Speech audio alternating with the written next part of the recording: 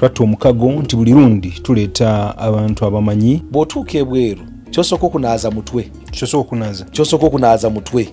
Ono yali ku BBC ndina munene. BBC nagiyingira as a Kinyarwanda presenter. Naye musomi wa mawulire ga Lunyarwanda n'Olurundi. Kinyarwanda Kirundi presenter. Twandirowoozeza mu BBC bakusasula bulungi, twandiyagadde naffe okukolera. Okola otadisino ganga guno obusala bwange gusembayo. Omwezi wange gusembayo kanzire Uganda mu nfufu. Nzija tufuna omuntu we that we are like-minded. Mungole ku BBC. Tuli ku BBC na Uganda. Yansooka yali naye twasibula ku BBC olunaku lumu. Nintugala tugenze kulima. Walowooza ku ssente ze bakusasula ku BBC? No, kati nawo otukanga it's no longer about money. Nandirowoozeza nti mu nsi gye mulimu nga Bungereza okolera BBC ssente oba ofuna nnyungi. Ebulaayo ojja kutuuka nga gwe omuntu ali mu BBC ne taizo n'omuntu ayoza toilet oba ayera oluguudo nga mwenna mu shoppinga mu supermarket yemu. Oyo mwami Kassim Kayira. Ensonga zino za bya bulimi naye tukozesa experience y'abantu abayise mu bye muyitamu. Naddala abantu b'ebweru naffe be tuyitamu okutuuka waali because now is a very established farmer. Nze nalayira emyaka gyonna gye mbaddeyo na mistake bwe nagikolera waali watono nnyo. Nalayira okuwerekera ssente yange. Bwe mba ngenda kuweza paundi 5 nja kunoonyayo 5 mbirinnye ku ennyonyi biwerekere 5 bino birina okubiwerekera bambi bituuse ku luggi waakiri birabe nga biyingirayo gye biraga. Decision etuuka ddino ganti ngenda tandika farm. 2014 nsalawo nenga nti I've made up my mind, I want to prepare myself to go. So ntandika n'ekazi 2 n'entandika n'embuzi 25. Gwe najja okugula kweyanguza ettaka yaye nayika 10 nanguza 2 n'asigaza 8. Mukama yagenze omujja mu nsinga yasigaza 2 nze nno 8 agwe. Wale baddeko awo no regretting a decision y'okuva ku BBC? I have not a single day. Not a single day. BBC gave me everything I needed. Sijibanja. Bee Farmers ensi y'obulimi n'obulunzi with Ivan Kimuli Kigozi.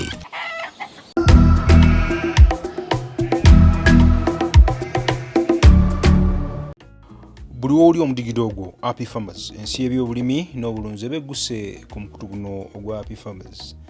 Twattu omukago nti buli lundi tuleeta abantu abamanyi ne batubulira ebintu by'ekimanyi tuvuka abamanyi tutenga ofuna nga abamanyi. Jukira bw'oba toli mumanyi era ofuna nga atali mumanyi. Ate buli wofuna okumanya ofuna nga omanyi enjawulo eri mu bantu. Leo tulina omukisa. Ekirooto kyange ntandika amawulire nayagala nnyo okolera ku BBC n'emikutu egyo egy'amaanyi egy'ensi yonna. Ng'omuntu yenna eyakola economics n'akola ba BBA, ekirooto kye nga yakubeera accountant. Buli accountant ekirooto kye kubeera ng'akola ku World Bank. Naffe bwe tuli mu mawulire naye olwali nina omukisa okukyaza omukulu Kassim. Ngono ndudde nga mulaba era namulaba nnyo twasingana nnyo ne Rwanda eyo mu kaluka ndoza 2016 awo e Rwanda and musajja w'amaanyi nnyo tumulabirako nnyo mu nsonga z'amawulire naye kimundeesezza kuba tooki mu nsonga y'ebyobulimi mu ggwanga lino ne mu nsi yonna. Omukulu ono atambudde amawanga agasukka mu 50 oba 50 ayogera ennimi ezisukka mu 12. So ye muntu omutuufu okujja wano atubuulira ensonga. Munnamawulire mumanyi ate nga mutambuze. Nsanyuse okulaba mukama wange. Nange sebo nsanyuse okusanga.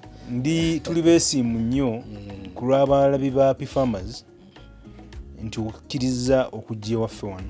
Tutera okujja ku faamu z'abantu naye ate tuleeta n'abamanyi mu studio batubuulire ebyekimanyi era twesiime nnyo otwegattako mukama wange. Omuntu yandibuuze oyo gwe nabuuze n'aŋŋamba omukulu oyo wamugjiwa bulijjo mwali mu ggwanga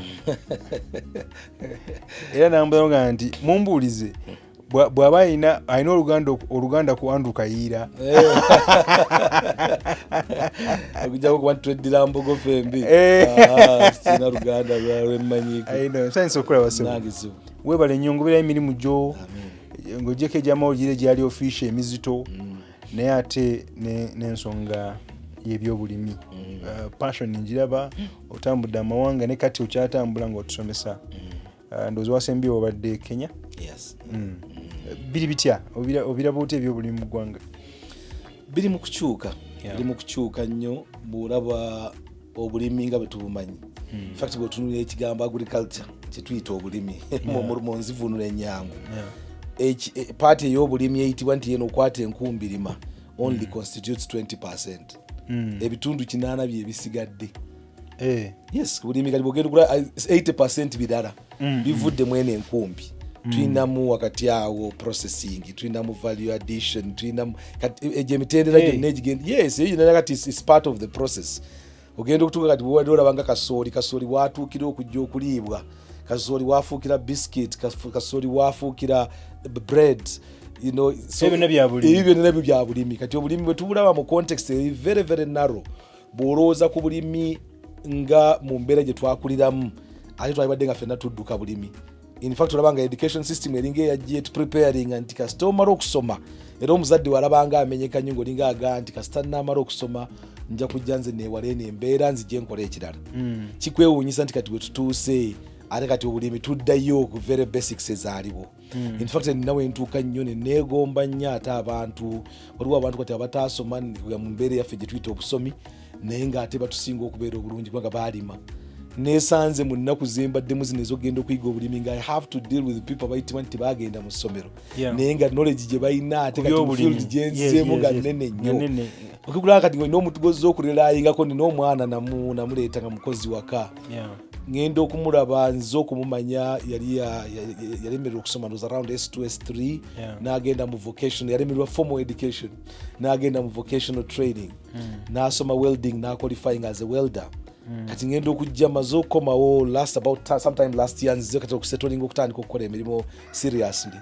Omuvubuka ne muleeta nina mukulu we naye tuludde naye nga naye ankolera kati n'aleeta n'oyo muto we in a different location. Ono yali mu location ndala nono ali ku location ndala n'amumpa najja netandika okukola bwe twatandika okulunda enkoko eŋŋanda naye nemutwala mu training. Now he's really grown with the chicken. Kati ogekulaba naye kati ngenda okulaba gyava e Masaka abalimi ba butunda b'amaanyi aze aleese obutunda mu system conversations zetulimu. Obutunda butandise atandika okusomesa katunda unayedda nga tosomangako. Agenze okuyita passion fruits, agenze okuyingira mu coffee. Coffee e Masaka waliwo omusajja teyasoma naye ayina ettaka almost likwata ebyalo 4-5 ebyalo obusozi akozesa abaasoma n'abataasoma bonna and he's very very very meticulous mu nkola gy'akolamu emirimu. Naye ogekulaba level ya organization okurunning abakozi bino this is part of agriculture. Okozesa otya abapakasi, okozesa otya, there is all of this. Kati some of the things bigenda bitappinga into history from before and then ekintu nga maybe mu time gye wakirabiramu tekyalina makulu then but now it starts ringing a bell. This is agriculture. Kati etandika okuyingira mu format nti where now kibadega nti transformation eyajja wano omulaalo okumanya nti kati asobola okutunda ente n'atwala omwana ku ssomero. What happened as a result of abaana bano bagenda ku ssomero bagenze mu universities for the first time in a lot of numbers bakomyewo bazze bayingidde emirimu gya gavumenti. Omwana omulimu gyagenze okukola mu NGO mu government parastatal naku ntono nnyo ng'ente ze bamuwogenda okutunda asasula school fees ng'azikomezaawo plus including even okukyusa n'ava ne mu nte nyankole n'agenda mu fresians amata ne geeyongera on the farm. So suddenly whatever the transformation so ojja kubanga olowooza ku agriculture ng'ojja so gitunuulidde mu level eri ey'enkumbi enko kibooka eyogenda mu nnimiro noba nga tolabye the bigger picture. Ka transformations zino ezigenze zibaawo suddenly has changed the way we have to look at agriculture. So we are not talking about agriculture anymore. We are talking about agripreneurship. Tuli kutunulira ku busuubuzi obuva mu kyali badde mu nnimiro. Ennimiro girabe ng'ekyobusuubuzi kubanga entandikwa yonna yali ku subsistence. Ng'olimba bulimi ne muli akaafiseewo by accident ako tekagenda mu katale tekatuvundirako. So simanyi olaba abatulaba Sheikh Kassim Kayira atutute speed nnyo tuvola abantu wetuleeta bamanyi tutandikirawo okuyiga tetulandaza nnyo but abatulaba tuli ne Sheikh Kassim Kayira ng'ono mumanyi buli topic gy'omutwala agimanyi. Kati ffe tuli mu bya bulimi wano agenda tubuulira ono yali ku BBC ndina munene era njagala tuddeyo katini wali abantu obeyanjulire bayinza okuba tebannakutegeera bulungi naye wantu tulina munene osomusomako notegeera kikyali saagamba nti oyingira otya BBC but olugendo ku BBC then notuuka okukola decision egamba nti kanzireyo Uganda ng'ova Bungereza nogamba otambudde amawanga mangi naye nja specifically BBC gyewali nga we are proud of you abamu balowooza okyali nayo 10 years later. I know how do you transit Yes. from BBC twandirowoozeza mu BBC bakusasula bulungi twandyagadde naffe okukolera okola otadisiyo noganga guno omusala gwange gusembayo omwezi wange gusembayo kanzire Uganda mu nfuufu. Yes. One of the things happening when those buli muntu alina ekikula kye. So sinzaga nti olugendo lwange lunafuuka olugendo lwa gundi kubanga buli omu alina ebirooto bye. Nze nkuze mukula kwange nzaaliddwa Mbarara nkuliddeko okusinga nkulidde lya Ntone naye nabeere Kenya for 7 years. All my primary education yali mu Kenya, so waliwo influence areas nalimu ez'Emachakos nga bantu balunzi ere waffe gye twakulira jjajja Mukama Katonda amusaasire gye yeebase twabanga nga amata is a very special thing naye nga amata gava ku nte okimanyi nti gye gava ne tubeera n'amata ne galeetebwa twali abaana bangi kubanga bamaama bonna jjajja wange Muzeeyi Kamadi Lukejje was very instrumental as well. The history yali nnene nti bava Ekyaggwe aye ne bagenda Enkole kubanga kitaabwe atasindikibwa Enkole as a chief amala okutuuka yafunye omulaalo gwawasizza omulaalo awasajja azaala jjajja wange atacrossing agenda e Rwanda kati jjajja wange ate yali actually yali omu ku naligaye nti baba transporters kubanga amala okutuuka e Rwanda aggulawo restaurant. It was one of the first restaurants mu kitundu kye bayita mu Ruhango mu Ruhango Gitarama kati oloba ogenda ye Bwakabaka gye buli yabadde ng'egamba Ebukabaka embuga aggulawo restaurant. He was a very sharp man bwavuga motoka ye taxi naye nga alina restaurant. Waberaga wakatale k'omubuulo nga bwe kututte mu katale k'ekaliro nga tutandika waliwo akatale k'omubuulo nga kanene nnyo mu Ruhango awo every Friday nga abantu bava mu byalo. Jjajja wange ali mu bantu abasooka okuleeta abantu e Uganda abajjanga okukola laborers e Rwanda babayitanga bajjega tata bayitanga bajjega.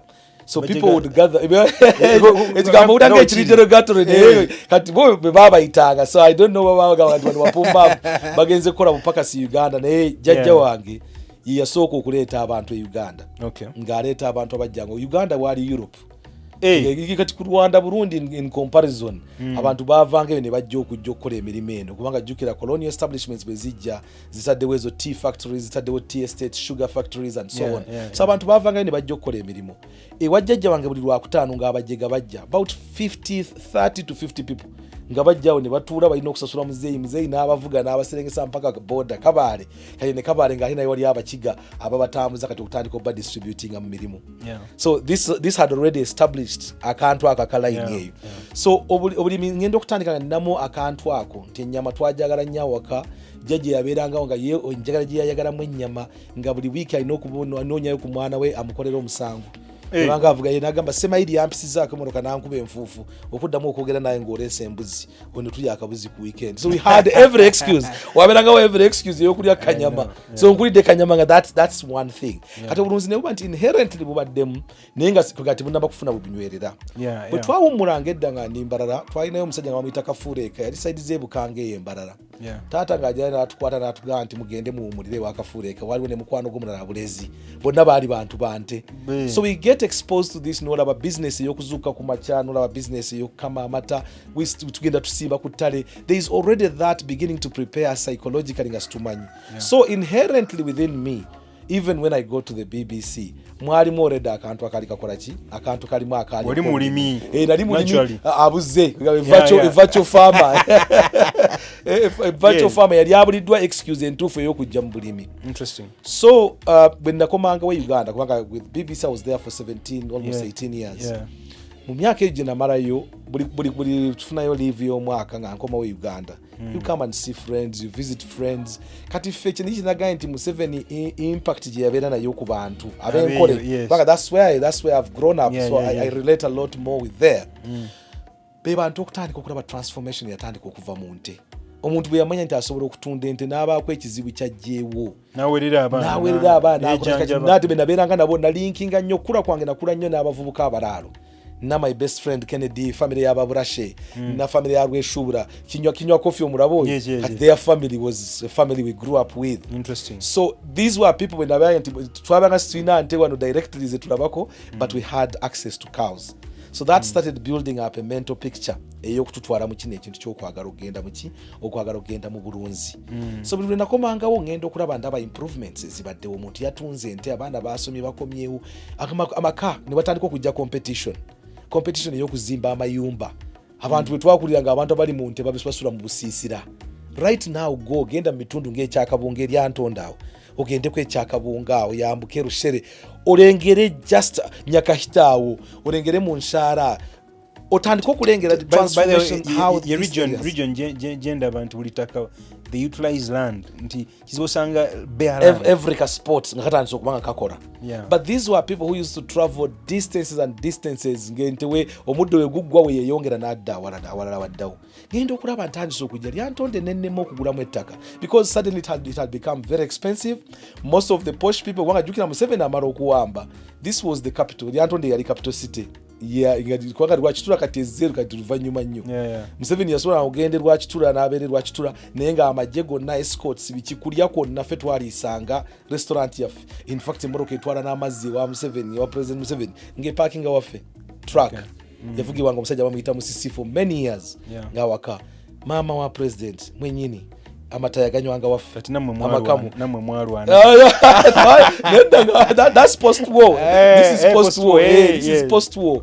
Kati sente eno ogirina, most of these people now started evolving ng'olina bw'obalaba batandika okutransforminga. Areas ne zitandika okutransforminga so fast, and it was not about money from government as much as access kuzina ente nga zitandise okuba nti zifuuse commercial commodity. Or just something that you just sit and look at herds and herds of the cows. So ntandika okulaba nga now this is the time for me dream etandika okugenda ngebuilding. I've entered BBC najiyingira as a Kinyarwanda presenter. Naye musomi wa mawulire ga Kinyarwanda n'Olurundi, Kinyarwanda Kirundi presenter.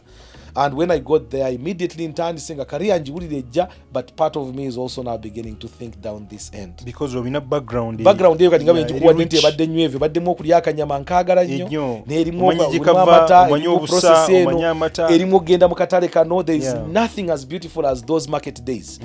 Simanyi wali ogenzeko mu katale ge batundamu obutale bw'ento. That is the difference between abaana ab'ennaku zino abali ku game nammwe abaakula ng'olina access ng'omwana tamanyi na apple gyeva awoza apple eva mu fridge ne kati mmwe ng'olaba ente bagizaala olaba nekula nezaala nomanya nti amata gava mu nte obusa bwe bugimusa ettaka. So that rich history then yatandika okugenda nga building kati even our restaurant was very well known ku mataga bongo. Ekirala ne maama president bwe gamba bwe yajjanga yanywanga bongo, that's kyekyabanga kimuleeseewo. Amataga finger is very good, but this is milk we were getting from milk distributors. Kati no muraro akola kyatuleetera amata. But atulanga nenda basente the amount of money that omusajja ono ezigenda ku mata and all of that. Part of me is already beginning to build a mental picture. If we had these cows, the fire if this milk was ours, if this milk was coming from our own cows, already it was beginning to build up that picture. And ndaba ekintu kya ownership kitandika okujja. Anyway, after 10 years, 12 years, mind yeyongera okukyuka. Awuli myaka emekao? Ngamba 10 years in the BBC, so I'm beginning already ntandika okubuilding a picture ey'okwagala kutandika okulowooza ku kino. Nzija tufuna omuntu with that we are like-minded.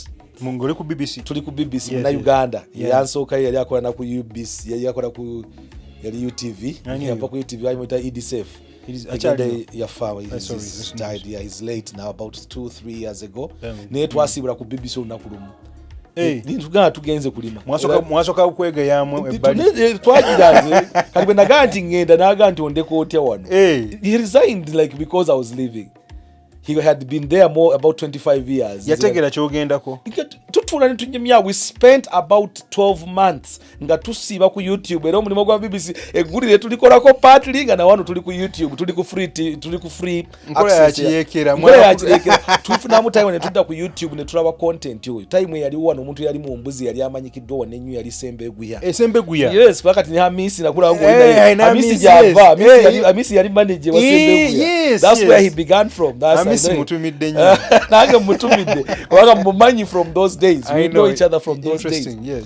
So ntandika okulaba, I start watching a lot of YouTube, then we start traveling away from Uganda, and that's the richness of social media and new media basically. New media, yes. Okutandika okufuna access yokumanya how do people do things in Mexico. You look at Israel, know about desert situation eriyo and how they've managed to transform that. So I was thinking an area that is semi-arid ngeri yantonde wakarukaru walimo rukarukaru rukora. So how do you transform these areas? Katogenda okujja olabye Kanodeo who is in the Antonde there. Azina yatandise okujja nga alabika mu bantu abatandise okuleta modern farming. We had already people nga former prime minister Ruhakana Rugunda bali bagenda dda mu nte naye nga bali Kabale weather yaabwe endala okulowooza nti olina kyogenda okukola ng'okibuildingira on Kabale situation babatuma families babatuma bebasookera ddala bebasookera mu nte bw'oba oyingira Kabale awo bebatookera ddala mu nte kati ogenda kulanga bw'oga nti ogenda kukwata climate ye Kabale nga you would struggle ku muntu ali eryantondo oba azze okugula ekiryandongo because the relationship is there. So tutandika okugenda nga tulaba those case scenarios. We started debating with Idsef. I'm so sad that he's not here to see the kind of progress we've made since. It's a painful one.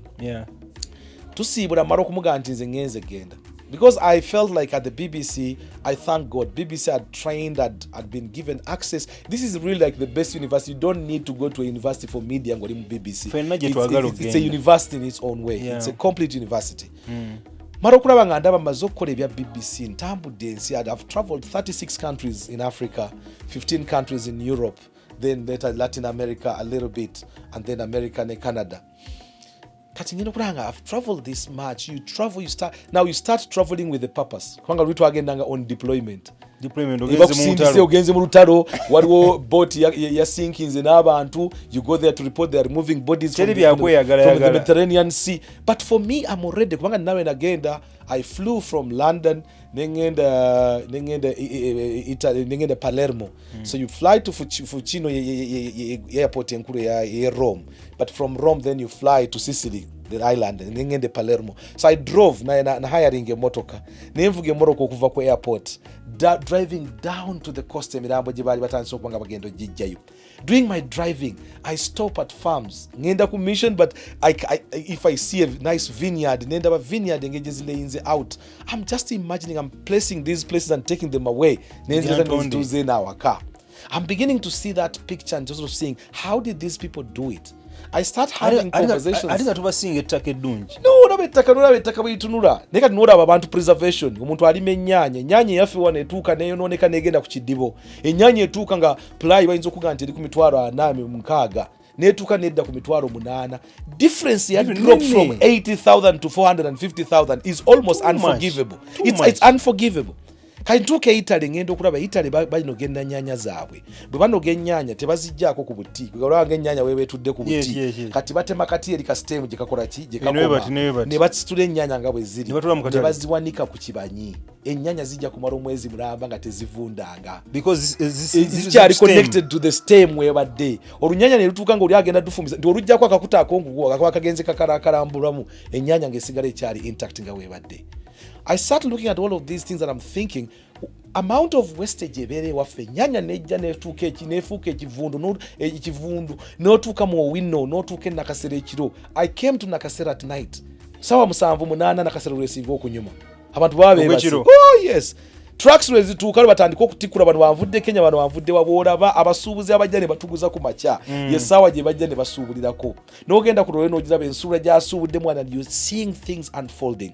All of these things now we're beginning to sort of build a mental picture. Whenever I would come, for example, to Uganda, you're covering 50 years of independence. Yes. I think that was around 2012. That was quite instrumental. Yes. Nzija wano ngendo ku interviewinga mukyala President Milton Obote, Mama Miriam Obote. Mama Miriam Obote maro ku interviewinga interview alwawo. So I ended up being delayed kati ngendo kuvayo ngo budde buyise. Konze katuvuge tuyite waggulu nakasero tusirengeteze ku gundi wali nga wali Cairo Bank, then we slope down. Ngendo kulaba nga life eri nakasero is really different. Konze tu parking netubivaako ebyokunyuka okuddeeka netugaa katusoke twetegereze. We spent about 2 hours in the ngamulaba bintu kutambula mu ddala ku muddala n'olaba activities ab'emmere bakiraja netuvaawo netugenda Rufura wano meat packers. Meat packers, if you want to have the best meat va kubina ebyogenda mu mahoteli amanene ge bagenda okuserera obwerere eri ennyama y'abafumba wali abasinga ennyama yaabwe eva kuba vet officers bagenda ku inspecting ennyama bamusajja asalako wano bwati kuspect enyogere kula ine kilo nga 10 zajje ku nte 10 ze bagenda okubaaga ku olwo ezo pieces zonna ennyama talina gyagitwala eyo kati eweebwa bali abakyala abafumba wali nazibaguza ku bei dondoro kati ennyama y'omu Rufura wanti oyagala muli wa nnyama oyagala kulya nnyama genda bakutera ku ennyama kuswani n'ogaya rabbi bampadde yabwerere ku bei neyeweere. These are all things that nze tojja kunimba because I know I can afford ogenda mu Serena n'endya. But I'll be in Tony, I'll go there mu Tony wanti mega mugambe yongeza ka supu wano malewo ennyama yange ate nyongeza ku nnyama malewo supu wange urabo okutira mu rugezigezi. These are all things that this is agriculture. It's the chain. You're part of the chain. Ebintu gye kivudde n'ojja n'okiraba. Where do you get cost effectiveness? So maro kuulira nga mutwe gwange maze okwecontendinga with EDSF, we are sort of saying this is it. Era nakuba akarango ganti mva mu BBC. One, there was a kind of disbelief. Ngabo gambe it's many of people's dreams. It's very hard. Chiyagala okutuuka. Kunenga nze kulwange na impuli nti wano in terms of BBC maze okutuuka wenkoma. I'm not going to become a director general of BBC. Yes. That's not really my kind of cut. Mbadde mawulire nga tuse where I feel like really editorially I am strong enough.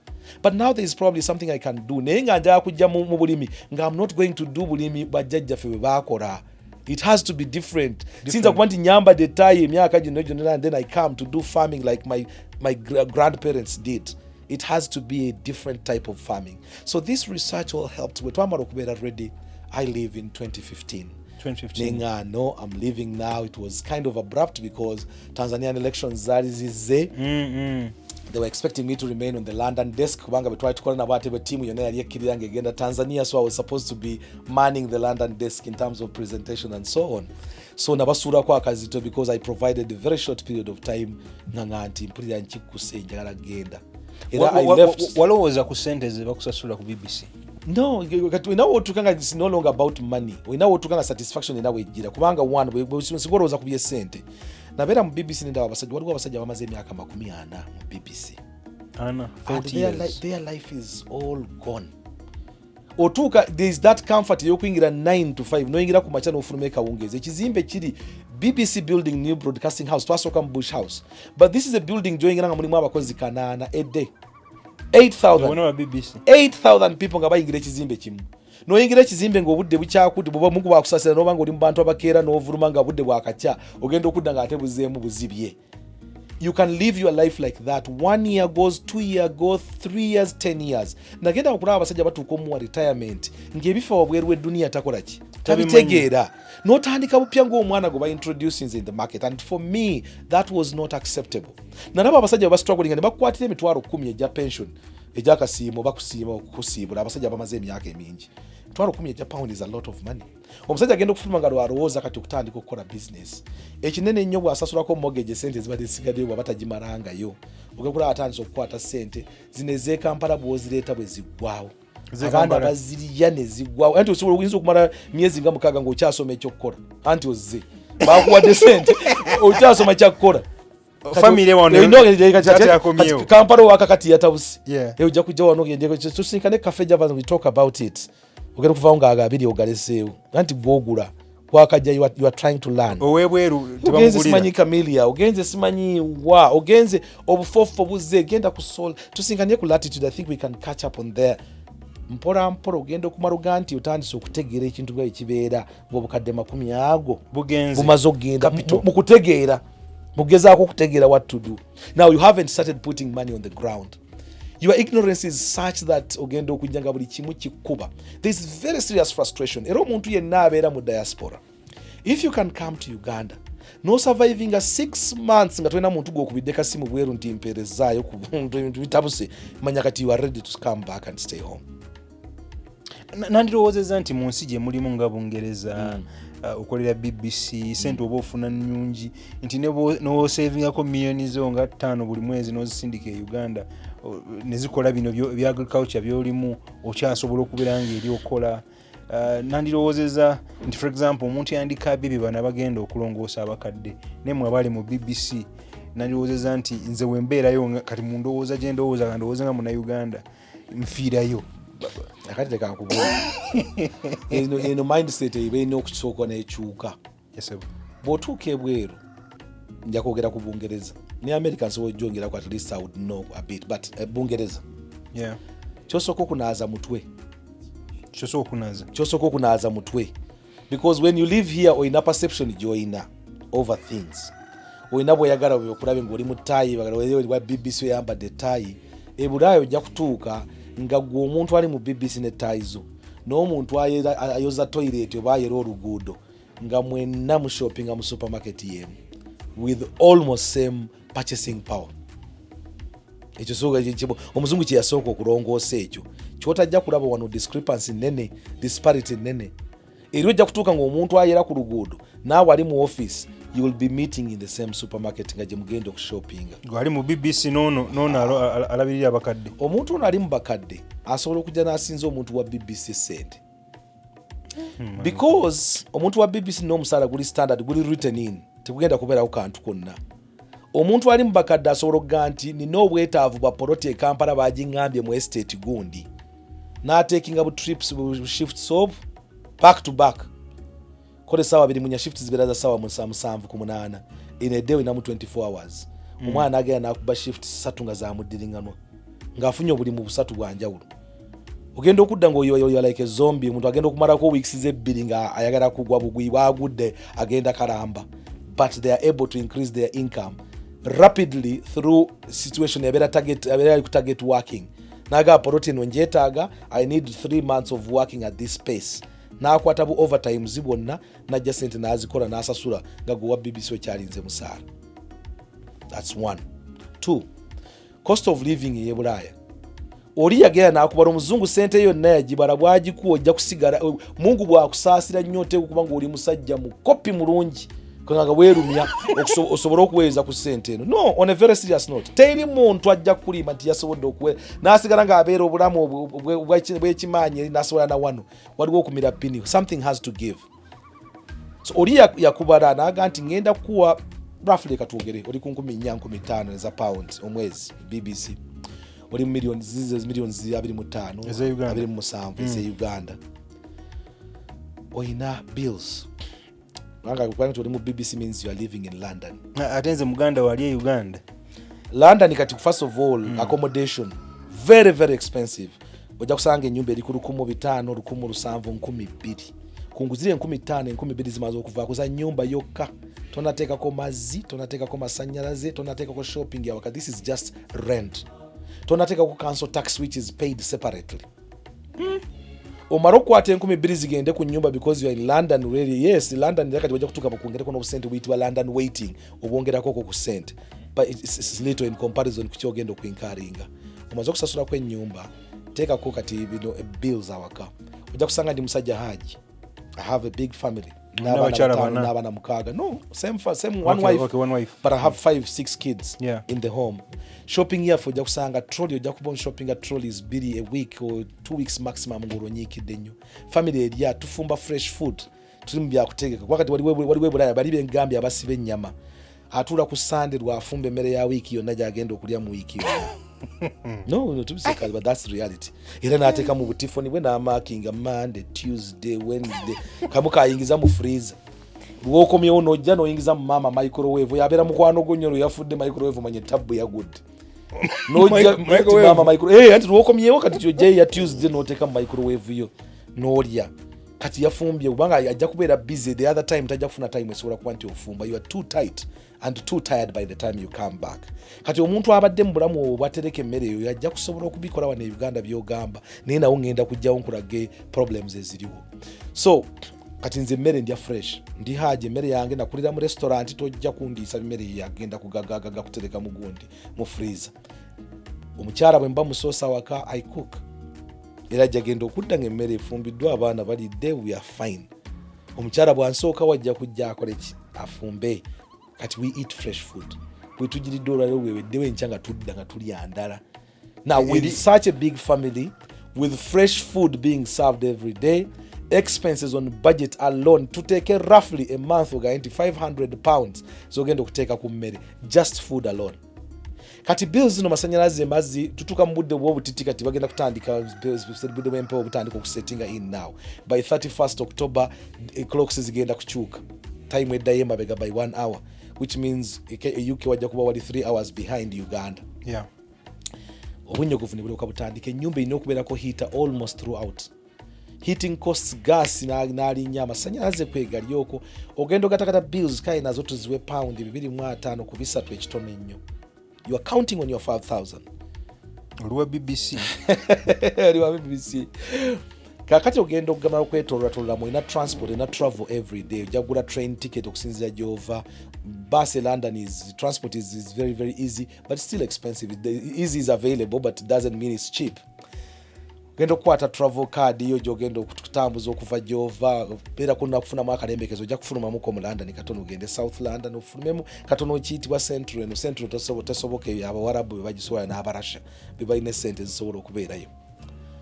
Kakati ogenda okugattagatta ng'osigazza paundi by'ebikumi ebyo.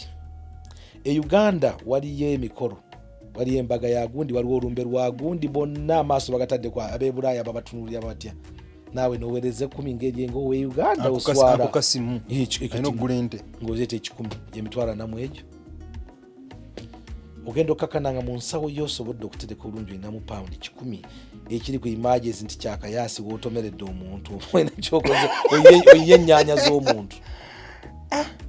This is not an exaggeration. Kati kino kiwa kifaananyi. Of course, there will be some few exceptions here and there. Nekirala kati bw'oba nti omuntu oli single kati mujja kubanga mufuna omusaala gwe gumu 5,000 naye ono ali single gw'olina family ennene. So meaning entereka ye ejja kuba yanjawulo, expenditure ye ejja kuba yanjawulo. But I'm talking about a normal family, a sort of an ideal family person.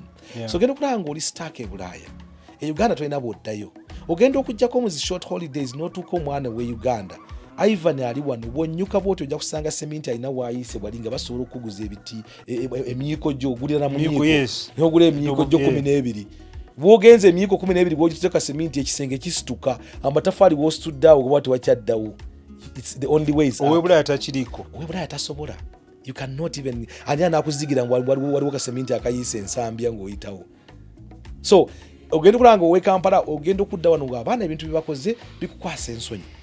Ate emyaka gigenda banno bakozeekoze obuntuntu kubanga oli aba yeetoloola school fees zimubuze mitwalo 2 wazze Kampala olina kyokubye kiina bwe kikutte 2 go olina ku 3 ku nsawo owulira akaaba 2 ng'ayagala embuzi ng'omanyi ogenda gireeta mu lufulo ogiteeke ku 3 mu 2 emitwalo 12 olwedde ogikoleddewo ng'oli omusasula ng'agenda akirira nga kizibu kye nga naawe oleeta wano ng'ojja ofuna sente zo. You are here being able to do a lot of stuff by'otasobola kukola. Kati omuntu ali e Bulaaya wakale wasobodde okusavinga sente weerumiza oziweereza e Uganda. Nze nalayira emyaka gyonna gye mbaddeyo na mistake bwe nagikolera waali watono nnyo. Nalayira okuwerekera esente yange.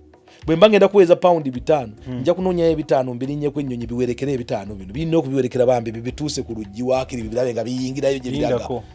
Nti buli sente gye waweerezanga, for example otandika farm. Yes. Wagiwerekeranga. Najja. Tolina gwe weesiganga. Najja gwe neesigaleka mwesige nga waali tubikole fembi.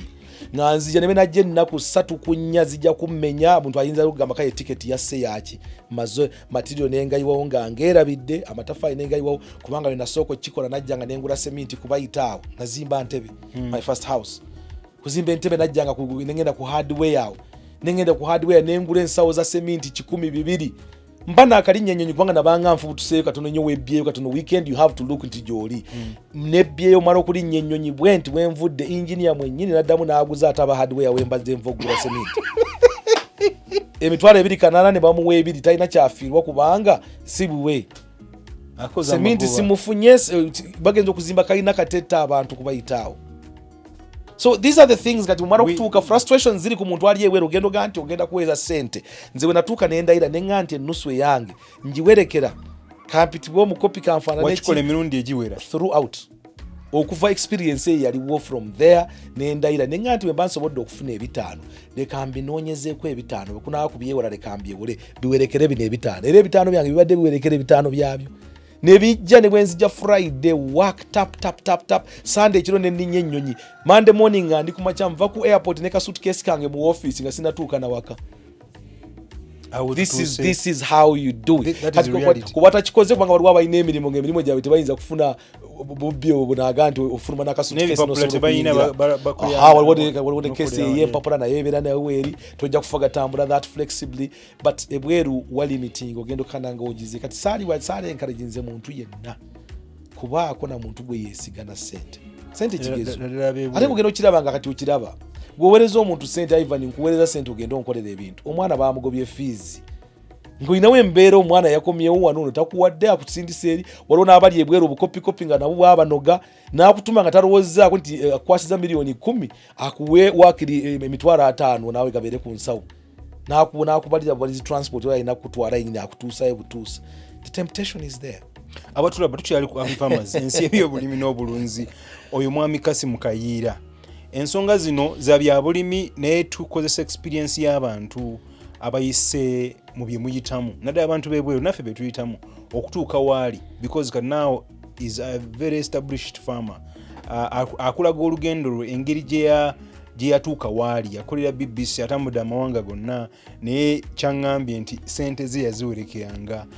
Mwami Kassim nga tufa ku nsonga eyo that means nowali otandika farm tuwesiga muntu yenna ng'otandika farm. What was the experience?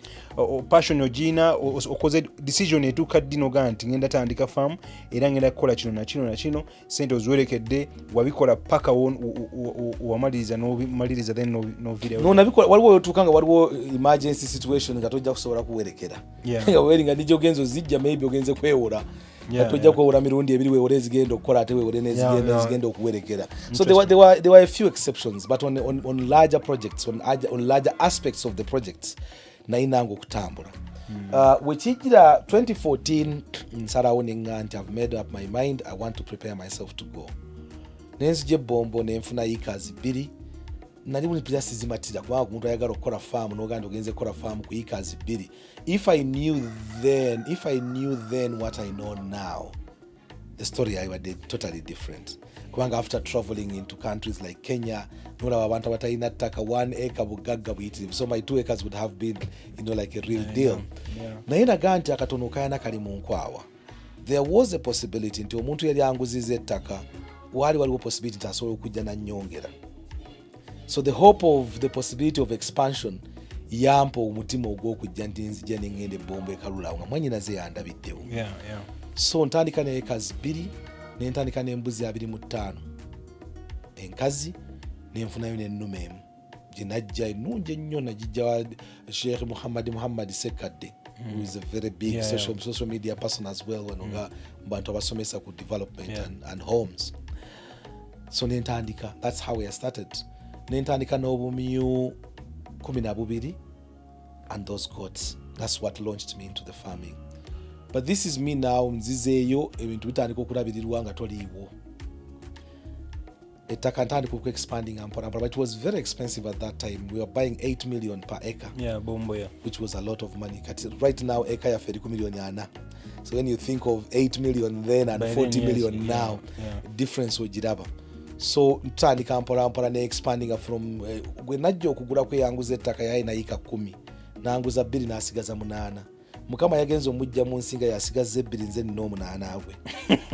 So that is called expansion. That's called expansion. Agenda ngaziwa banga bwagiramu abafunye ekizibu waliwo ekibadde waliwo yalwadde mwana yafudde accident haji olabyote nabadde nsobola okwongerayo wakamu mpola kamu netandika okukabuilding but this was still very expensive. So 2015 mara okusalawo nti ngenze kuva Europe kabisa. Omukisa gusanga yeetegese baganda bwe bagamba nti omukisa gusanga yeetegese Ngara kudecide ngenda kusibula mu BBC News, of course travels in Tanzania where I'm more popular than I am in Uganda. Sure. In Uganda kati balinga abakanda. I thought Rwanda is josingo kumanyikibwa nnyo. Yes, fine. Neka chengamo mu myaka eja BBC. Kubanga Rwanda, I was head of Rwanda TV. I was a chief editor wa news on the TV. So that was the popularity there. Neka now times it's Tanzania took over because I was on TV as a Swahili news presenter. Therefore, many Tanzanians, including the late President Magufuli, yali amanyinti ndi mu Tanzania. Era nga antera ddala ne ku kyalo kyafanga anti nva biharamuro. Kati yamuwa intelligence yali ayogeza with so much confidence when I was speaking to him. Ngandagira ddala nti waffe nva biharamuro. Yali ogenda muga nti ndi musajja muna Uganda. It was a bit of a thing. That's where now expansion plans came in. Ngende kulaba ebombo, yes I'm at this, but growth at 8 million per acre per month per blah was too expensive for me to go with. So deciding okorachi, deciding moving out. Chiryandongo comes into the picture. There is another sister of mine. Eyandabire Chiryandongo ngante taka wano liri ku million yemu 1.5 million. I didn't have any connection to Kiryandongo. Although coincidentally my wife now comes from Boyale, which is in Kiryandongo. But my decision to buy had nothing to do with her connection. So ngende Kiryandongo ngende kutuka ichitaka ngani 1.5 million. In fact nzena soko okuona one bay. Kubanga itaka lyali ku 1 million 1.2 bwe mannamulira 1.5 ku musajja abadde agula 8 million wano na uli anga ali mu kulonda obulonzi nga nja kwatira wote bekyusa ne befuula. So I ended up buying, and that's how now we ended up into 100 plus acres. And I was buying like crazy. Time dinalimu Azam, this was just my landing. This would end at some point. So Azam really established me into farming, and for that now I'm very grateful. You've entered into farming now. Ojibazemu banga chimyaka mekakati from BBC now wogama kati I've been in farming. From BBC wanga nagenda mukugula taka, but buying land and actually doing actual business was where it is effectively nyingira 2019 okutandika okukora kwa the serious farming. Because as COVID set in, that's where mtunda rumu embuzi zange n'endiga I only sell once a year, and that is on Eid eyabasidamu enkuru Eid enene Eid al-Adha. And 99% of my clients are people in the diaspora.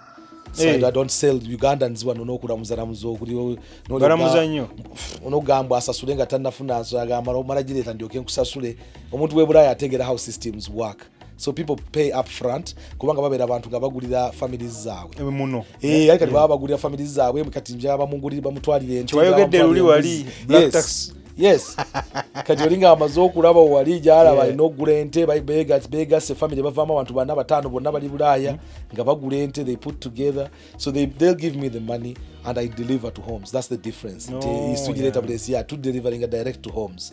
Kati we on special packages as well. Idi bwetuka walwa ndibwa yise ndikazo ndi katwe kinyoro sina wentere kansolo yange bajja kujibba kati tujimusalira ku farm kwa kati farm yebombo wekolera amakuru farm y'Kiryandongo yekolera handling ensoro. When the time comes we just bring them to Bombo, and it acts as a transit point of feeding into Kampala, because this is just 20 miles from Kampala. So nitumusalira ku Idi ne tujiteeka ku border, we deliver and we bring at home enyama emaze okuba nti esalidwa. So that now started creating a market, because I was using the diaspora. One, they trusted me, they knew I could be trusted with their money. I would deliver. Kwango tutukanga Idi ya ncha muntu atandise okweraliikirira Kayira nga ng'ensolo yange tennatuuka ne muga we are on the way. Kubanga ffe tukola way bill ne tutandika okukola distribution nga tumaze tumapinga. Now we are distributing 60 cows.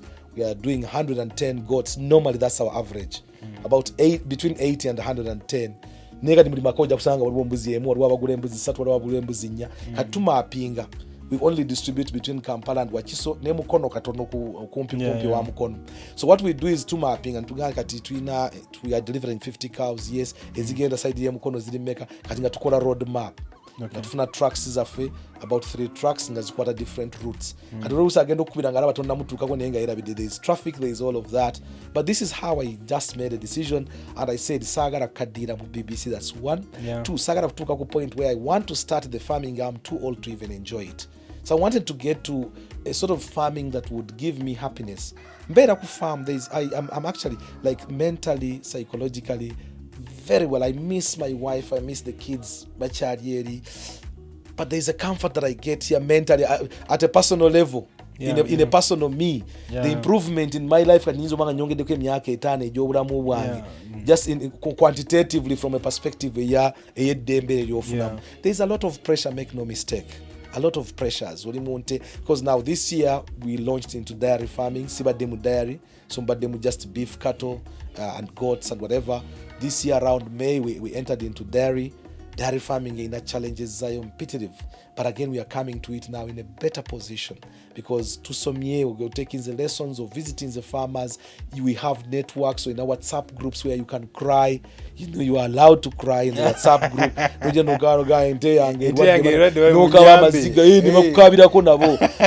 There is all of that. Support networks this is where knowledge now is available, and that comes in quite handy. So civil way my coming in, it's been a baptism in fire. I took it on. I had a lot of theory. Nasoma nnyo okulima kugasinga olowooza nti theory gwe mmanyi ye practice gwe ninamu singa ndi billionaire kati in terms of the farming.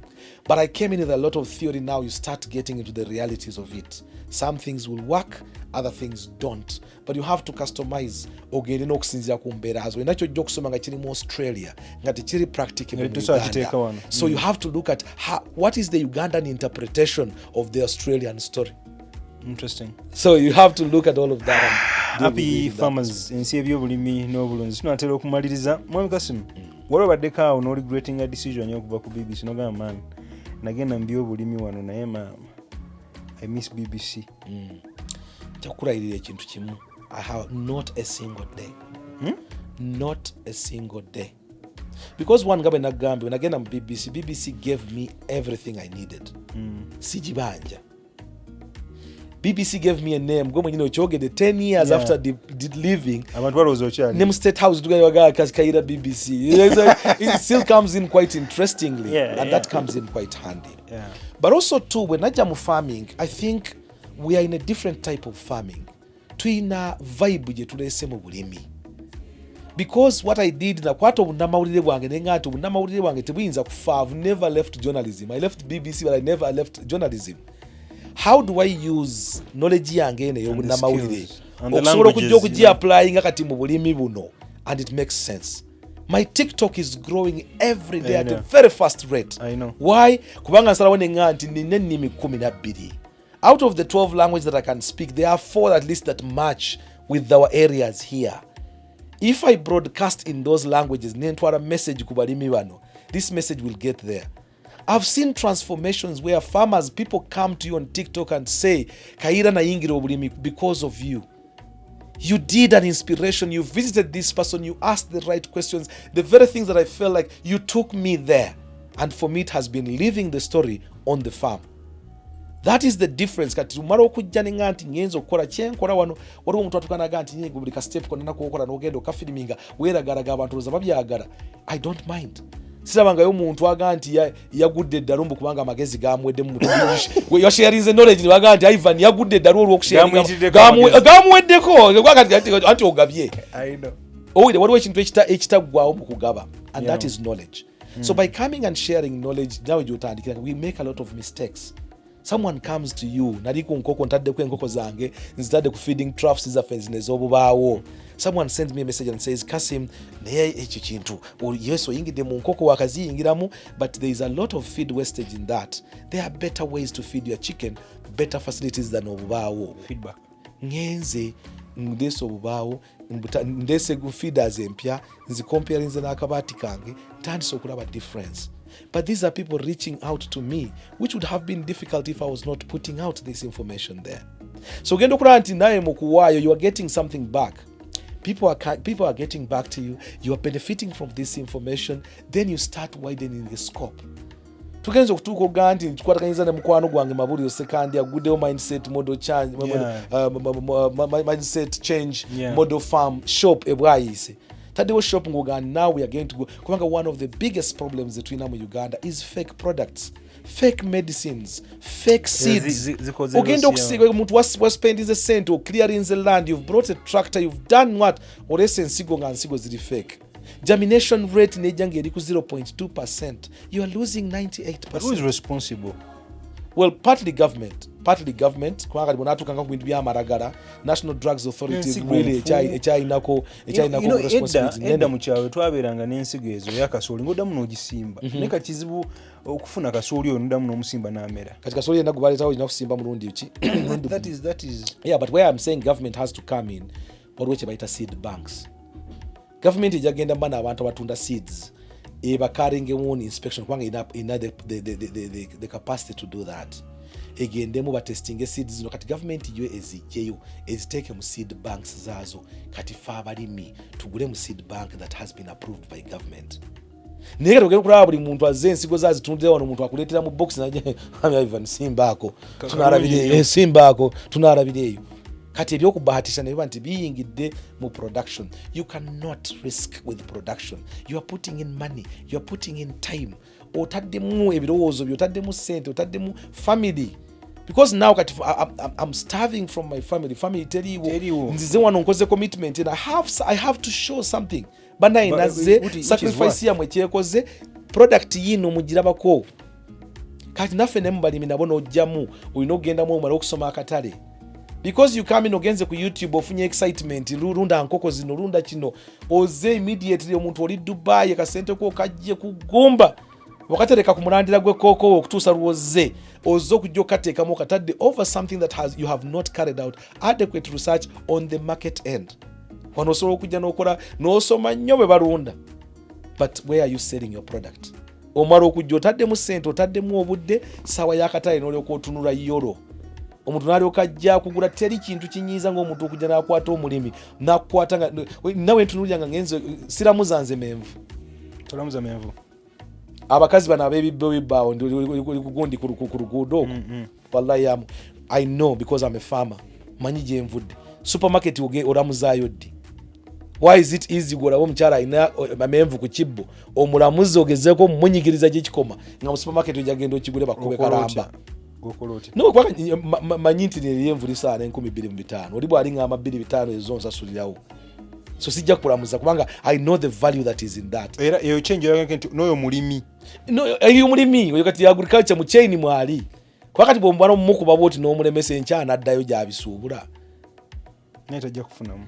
Ye process eno nanti mindset inokukyuka tubenga buli kintu kyokola kirowooze mu context. Government official MP gy'oli ng'ogenda okutaking a decision ku mateeka g'ogenda okuyisa agagenda okuaffecting omulimi.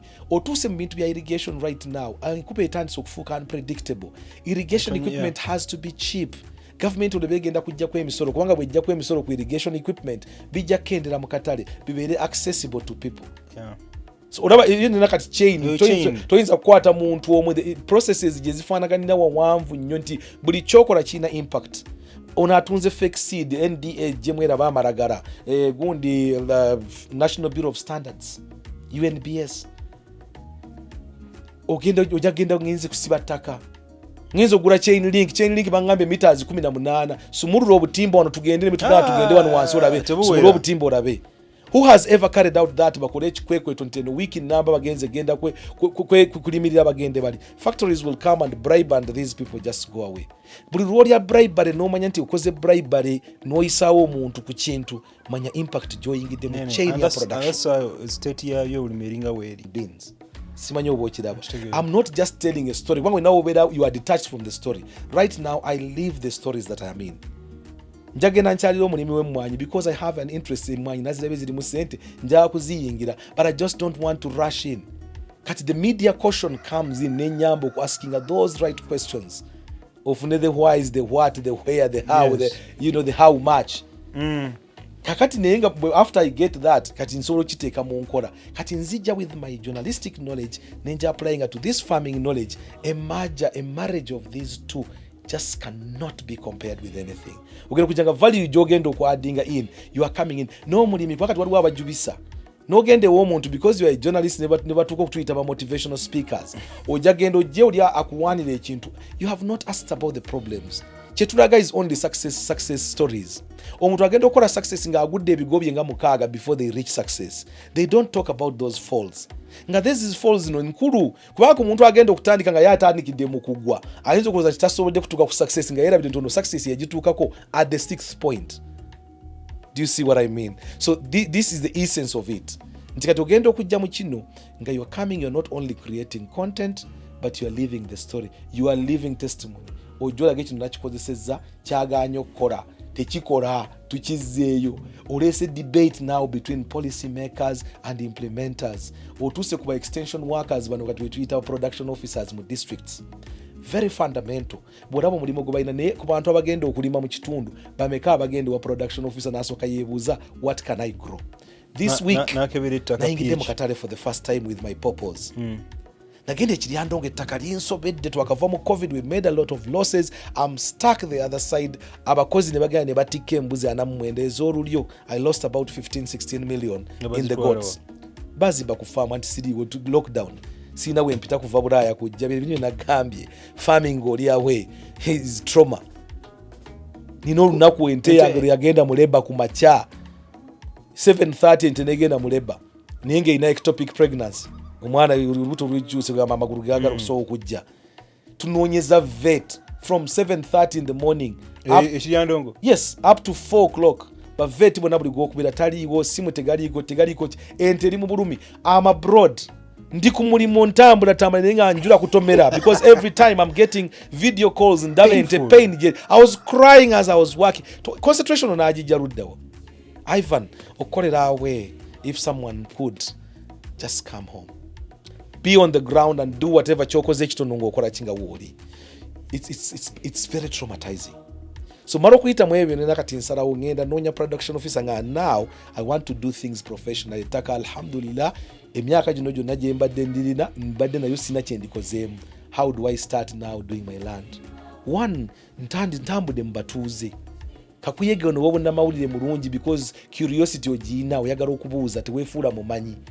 Era abantu abasinga bagenda ne batomera ogenda mu area ozoli mupya, you have not even asked the locals or the mindset of what you want to grow. No soil testing ate gwa ina sente n'obiteekamu ne bifa nga bakulaba era bayitawo ne baseka twabigezaako dda. Kati okwebuuza ku batuuze kakkana beera muntu wa wansi for those minutes. Era nze ntuuka ku kyala abantu bagana naye omusajja gulinga nga atabeera na bweru because manyi kwetaga konziamu down to abantu abasinga okubweru agula ntinda n'agenda kololo. Yes. Negwe yategeerayo entinda waliwo naye ategeerayo entinda ng'ebyaya abitegeera. Nze ndi musajja wakatwe kinyoro makindye bwayise kazooka wempe ekiryandongo tammenya kubanga ndi musajja w'eryantonde tammenye n'agula ennyumba ya miliyoni 4. Yes. Ngeri ka 10-15 nze kati okulaba ng'obwo mpulira abo mmenya. So bwe nagende wa production officer netutandika okunu mapping out nangamba these are the things that thrive in this area. Ettaka lyo nga bwe lifaanagana. You can do pastures. In fact, now we are launching into a project, inshallah, God willing. Njakubeera one of the biggest producers of pasture within our area there. Kubanga ettaka weeriri. I want to go into pasture production manyenti abagayadde okulima. Kubanga tubadde tutuuka ebiseera by'ekyeya bituuka. Ente ne zifa. Kiryandongo ko ente zifa nnyo ekiro kubanga ente ziba tezikyasobola kulya tewali kye zirya misana mu mudda wakalu wonna. Kati basinga nga baliisa ekiro. Bagenda okuliisa ekiro ente nga zijja ku luguudo on the highway. Kubanga omuddo guyingiramu esorwe buno obuzizi obwekiro because of the sweat. Kati sweat eyo bwejjamu neegonza omuddo. So cows can graze at night. Kati ente zigenda grazing excitement ne zicrossing n'oli ente 3-4-5 bazitomedde omulundi gumu basi gundi company gundi yabadde eyitawo emisinde n'etomere. That's why accidents are very many. Kakati kumwana abantu abagayadde ekyeya kino ekyaziseeko wano emabega wano katono kyaleseewo lesson y'amaanyi. People for the first time learnt nti ente esobola okulya omuddo omukalu. Omulaalo tolina mulaalo gobadde ogaa nti ente eri omuddo omukalu ng'ajja kuseka okusanga bagutwala kati. Kati bamaze okuyiga and now if we can create that area n'ogiteekamu amazzi agamala. Now that's where government comes in. I've come in as a person with potential. I know what I want to do. Help me get water. Mpa amazzi nze producing a pasture, then you start distributing now. Abasigadde bamuliraanwa abaliwo batandika okukyusa. Things bitandise okukyusa abalaalo bazze wali bamuliraanwa batandise okugula biogas. Nobody could understand biogas initially. but now biogas is something onawe otaka kawuba bbiri ez'obusa zimala okurunning a homestead comfortably for 8 hours 16 hours of cooking non-stop, and who cooks for all those hours? Kawujja kutuuka amata tegajja kufa, tojja kuba pressure saasobodde gatwala ku diary tukamye late amata n'ogafumba n'ogatundira ku pesi. Ebyobulimi gye birina okubeera eyo. All these things now beginning to change. Transformation is there. Baminisita baffe ab'ebyobulimi babimanyi bebalonda siri mu mitima gyabwe simanyi what they know naye nga bwetuba tubyogera bino nalisuubidde nti naye abaji because now there are policy makers listening to the conversations like this, and there are things that can be picked out. naye nze nemba president nkulonda ku bwa minisita sagala byabufuzi kubanga information gy'olina ne exposure ojja tuyamba okusemvula ebyobulimi webiri. Ivan problem eriwe eti oyinza okugenda n'otuuka mu position eyo abantu ne bakusabotaging nga ideas oziyina naye zigenda okutuuka ku level of implementation if you don't have adequate support. Ate olina okuba team n'obeera ne core team, but I think many people know what needs to be done. Ogenda mu district say n'oyogera with those production officers ng'olaba the amount of experience gye balina nakina ne weebuuza why is it not happening. So the thing is now there are those frustrations. Olina akola recommendations ne zijje ne bukulu zigenda okutuuka ebukulu nga waliwo ataliirawo n'akizikiza. Kati mwalu kizikiza ne mufiirwa a whole project that would have been there. Kati badde kugamba nti nasobodde okuyingira for the first time in the market n'amapaapaali nazze ku Kaleerwe. I don't know if you've seen my video there. Yeah. Nayingidde Kaleerwe nfunye omusajja nina omusajja gwe najja nanga mulimi ate musuubuzi w'amapaapaali nanyamba kati wane kalule ebombo n'ensimba about 3 acres of purples naye nga nayinza Sekiryandongo omusana ne gutukuba n'endowooza bifudde byonna cause waliwo ebyarama kati ebyarama bye twalese mu katale. I'm beginning to bring purples sizes like this in omutu gulinga gwa fene. Yeah, absolutely. Kati a papa ninga we production officer is credit to him. Mr. Sekamate, praise to you, Sebo. You came in and you stood your ground and we had debates on that. Tutadde musawa soap ebitafe binaraba biwaliye wa gundi ewa bat kakoza very good man as well. Yampa ko n'ensigo naye nanga yingira musawa soap yingira musawa soap yakola ko CNN. Yeah, CNN. Aha. Nenzija neteka mpapa neteka yo fene neteka yo rusuku. This is an area abantu ni rusuku ne baseka ne baganda unaroza bwana akola ki amatoke gavude ne mu moroka wansi wegali gavude mu farm amatoke ujagala ba wansi mu moroka. Interesting. This is courtesy from the farm. So all of these transitions ezo bobo bitandika, they are not easy, but once you have a commitment. We planted apple last year. Look at where we are now. Mr. Kassim, what ngatumaliriza what keeps you moving? Oyina akakoti kwagamba n'ogamba nti the first fertilizer of a farmer itself is your farmer's legs, farmer's feet. Okubanga kuwali ku ground. What keeps you moving? There are these what we call little wins. Little wins keep me moving. Oyinza ogenda n'ojja n'ofuna frustration ebintu biganye olaba olimba ebintu bikyaganye Mukama Katonda alina engeri gy'atukeepinga life. Nti otuuka n'osanga ente zikutawanyiza oba embuzi zikutawanyizaamu katono kati amapaapaali ne gajja mu katale essanyu linafunye nga ngenze ku papaali bali bala mu Kaleerwe awo esente n'ozikwata. It's not so much the money, it's the spirit, it's the belief that now I have a road map into the market. Oyinza okujja ku Kaleerwe awo ne bakujjeeja ne bakusuuza ebintu biwaleese ne babitunza ku dondolo y'enkambwe ennyo. This man helped me come and break in. Ngenda okutuuka wali eyabadde awulira eddoboozi naga nti eddoboozi nga lyemmanyi ku paalo. Haji Kayira salamu alaikum amapapali bagaguze barwana epapayi ne basasulira wao nenvaawo nenga nti olabe media nayo bwemperekedde kakati okekula. Those are the moments nti oyinza okujanga wazene inabi frustration n'otundayo ku papayi n'owulira abakuwanye awo n'owangaala n'olubalo olwenkeera. Those little wins zigenda ate Mukama Katonda alina bw'azireeta mu steps zaazo. Oba okyagira bwe togenda kulaba waliwo ente ebadde yeesibye amata gaganye tegavaayo neevaayo n'okola breakthrough. Genda okulaba obadde ku 6-7 liters tovaawo no hitting 12 liters in one day n'ogamba wano tetukyavaawo tunywerezaawo kati tugiwe kye yeetaaga. Kiki twakoze yesterday that worked.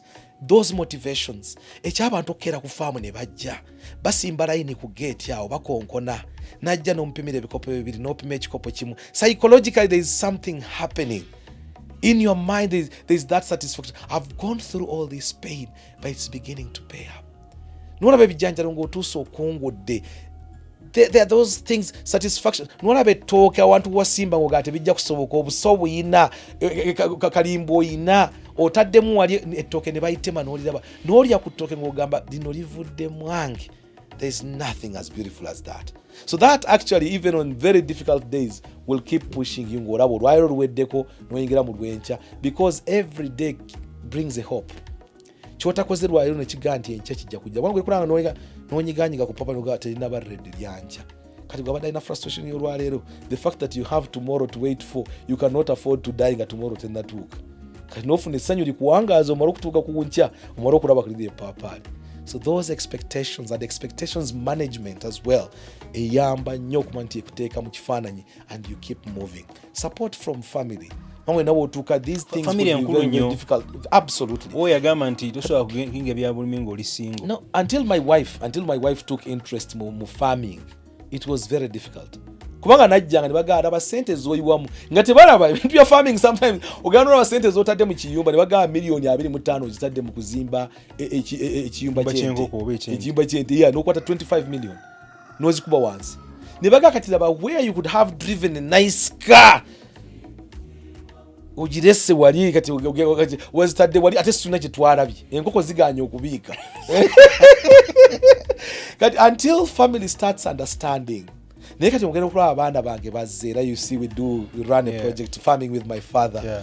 My son is been aware about that, taking a break because he came in now working too hard. It just knocked him out. Nimuga no, take a break, come back. Naye had to say impact jamazo having with his friends. About 6-7 white children are coming to Uganda specifically to stay on the farm.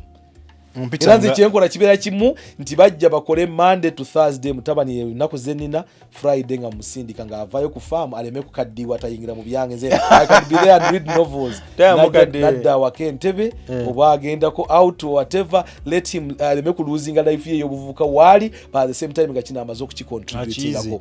So this for me provides that satisfaction. Once you see family beginning to come around batandika okulaba omukyala atandise okutekinga interest, she came, she wore overalls agenze munte atandise okuyola obusa.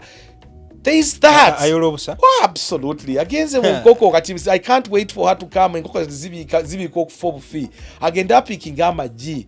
For me, yagenzo gendanga already zitandise okubika kati amagine natwala butwazi baga basikira abagenyi. Now the pride with which she was saying basikira abagenyi ngama isigagulidwa bugulirwa gavudde muri, there is that satisfaction.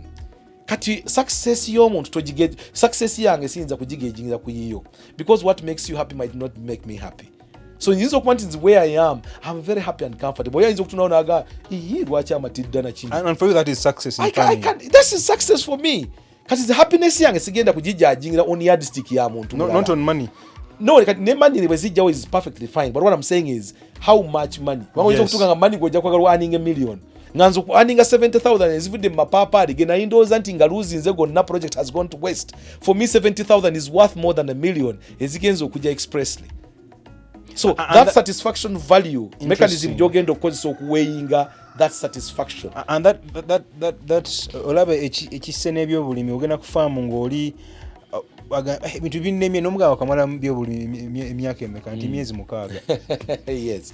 Ng'oleda atandise okufrustrating nga tannaba talina kye yakoze. No, it's those things that olina okuteeka wo yardstick yo n'ogamba nti success yange nga Kayira ngenda kujijajingira kuki. How do I feel that I have achieved something? Then the cash flow, because osoteka million 2 naye nga at least zigenda kujja mpola paka like 20 years. Yes. Nga zigenda kujja lumu.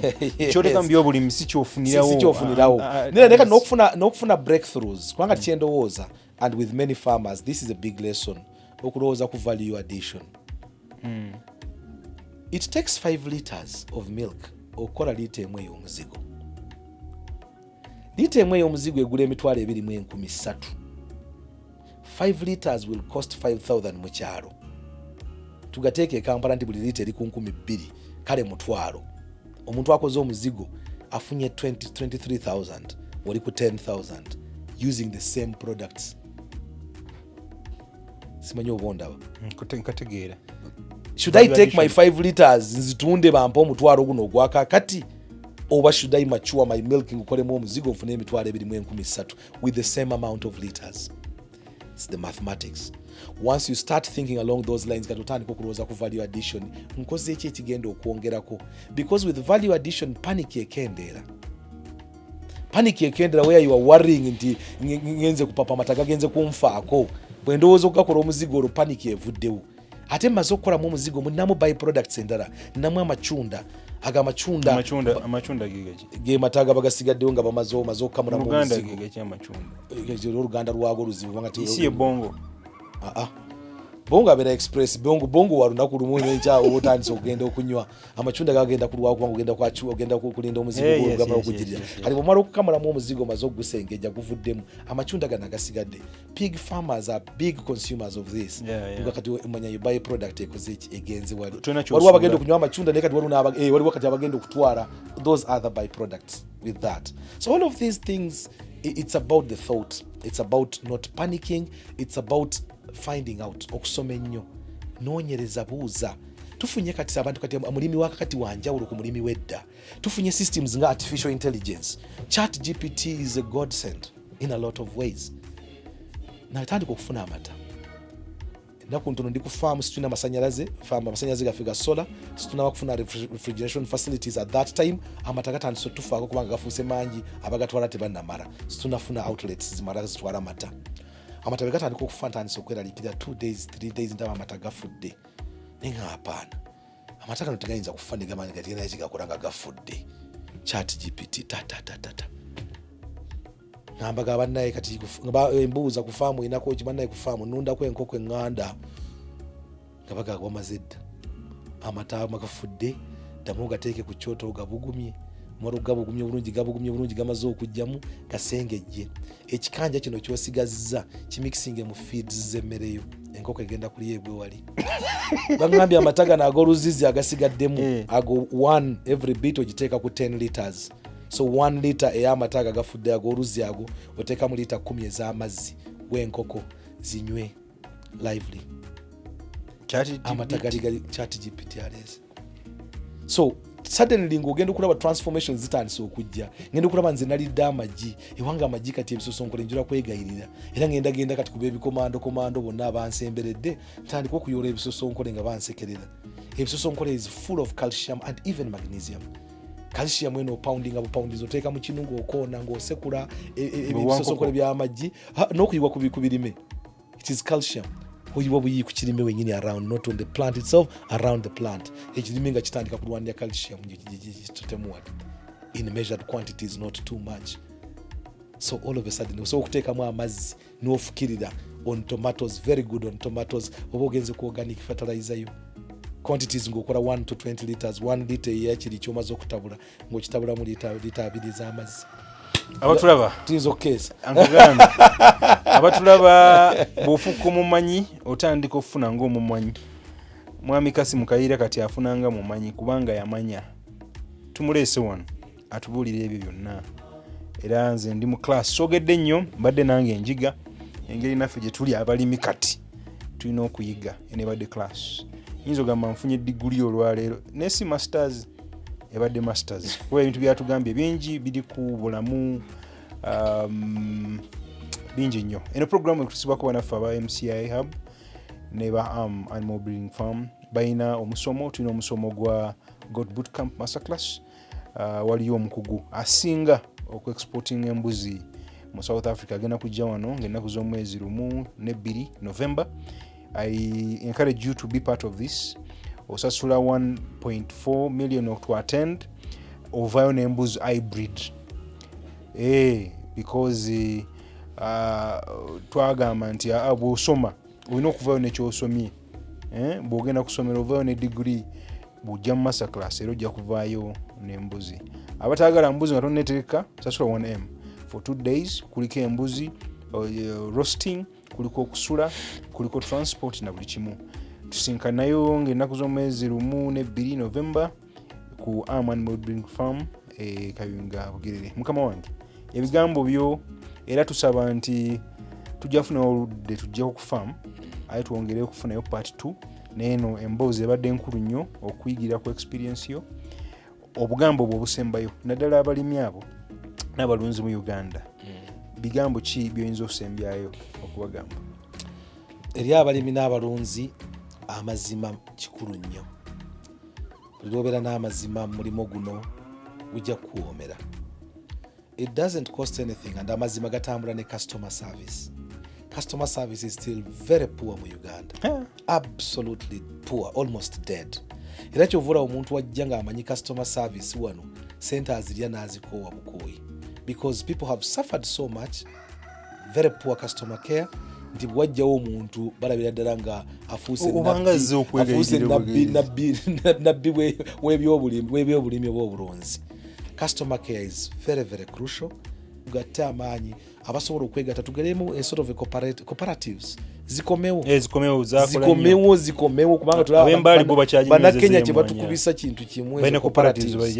Oli agenda okutunda amataka pakati otuuka omuntu omugenzi mu production omaze okumenyeka n'ebisagazi omaze okumenyeka n'okuliisa olesezi diary meals taddemu, you get to the point of selling your milk, omuntu najja nga akuwa sente lwenda over a liter of milk gye wamenyekeddeko okugira tufune value. Kibeere nti omuntu ali e Kampala n'omuntu ali Mbarara mukyasobola mwenna okutunda amata ku liita 2,000 oba ekitone nnyo kale libeera 1,500 1,700 nga gaapu eriwe ya 3 ebyokubeera e Kampala. Gaapu ereme kubeera this big otuuke e Kampala nga liita olina oginywera ku 2,000 nga wali agitunda ku nusu 7-8. The disparity is too big. N'ebibiri mukyalo. So bwe tumera ne cooperatives ezo zijja kugula amata gano, zijja kubawo n'ejje zigatwala, pressure goes away, tusobola okuba nti twebeezaawo. Twanza nnyo mwami Kassim Kayira. Oyina ennimi, omanya ennimi 12. Abantu bambulizeko mu nnimi 12 ezo. Abayinza okugweddalu. Omanyi Swahili? Yes. Hamjambo. Luganda. Baramusiza bannaye. Ekinyarwanda. Muraho mwese aho muri. Ekirundi ndabugize niyambo. Ekikamba nata. Bonjour mesdames et messieurs. Wherever you are. What?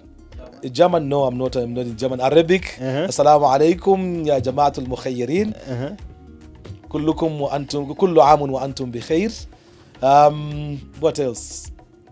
Kikuyu Nadia Kinyankole mulire muta asebona banyabo olukati lwa runyakitara kubanga ojagenda mu runyoro na rukiga aho bonna kati wojagenda ozo zikombininze mbona sebo nyinzo basurede rule kambalekera kitufu nange nze bamanye mmeka ne balamusiza nnyo mwebale nnyo kubeerako every time tuleta abantu nga bano tutapinge mu magezi gaabwe aye tufuke nafa bamanyi. Mbatumire nnyo mwena abali UK, mwena abali bweru bana Uganda, mulaba nnyo programu zaffe eno zino tuongere nawo benga mwami Kassim osulewo tawulo game nzira Uganda. Ate kinzo obutupa si kya bulimi kyokka naye okusalawo n'ogamba ngenze mu kino. Nebaza mukwano gaffe ali Beatrice ali Liverpool naye ndowooza anaatera okudda.